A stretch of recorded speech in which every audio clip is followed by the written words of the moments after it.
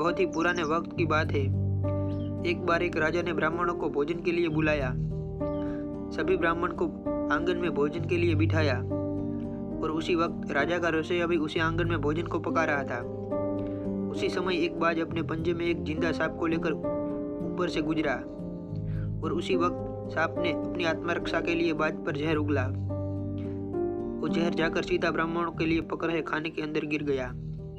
किसी को भी इस बात का पता नहीं चला कि जहरीला खाना हो गया है और ऐसा खाना खाने के बाद सारे ब्राह्मण मर गए। राजा को इस बात का बहुत दुख हुआ। उसके बाद ये सारा मामला यमराज के पास पहुंच गया कि ये पाप किसके खाते में लिखा जाए। लेकिन यमराज को बहुत कंफ्यूजन हो गया कि अब इस पाप का फल किसके खाते में लिखे। राजा के, जिसको तो यह पता ही नहीं था कि खाना जहरीला हो गया, या रसोइया, जिसको भी नहीं पता था क्योंकि उसने तो मिला ही नहीं था, या उस बाज के खाते में जो सांप को लेकर ऊपर से उड़ रहा था, या उस सांप के खाते में लिखे जिसने अपनी आत्मरक्षा के लिए बाज के ऊपर अपना जहर उगला।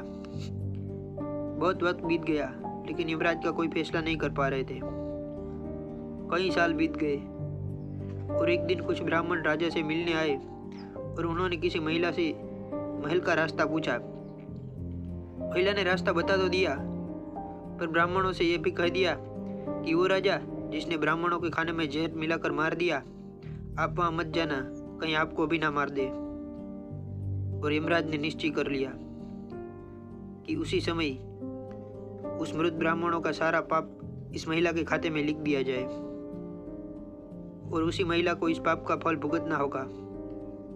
यमदूतों ने जब इसका कारण पूछा तो यमराज ने कहा, जब कोई व्यक्ति पाप करता है तब उसे बड़ा आनंद मिलता है, पर उन ब्राह्मणों की हत्या से ना तो राजा को आनंद मिला, न रसोई को, न सांप को और ना ही उस बाज को। पर उस पाप कम की घटना की बुराई करने के भाव से बखान करने वाली उस महिला को जरूर आनंद मिला।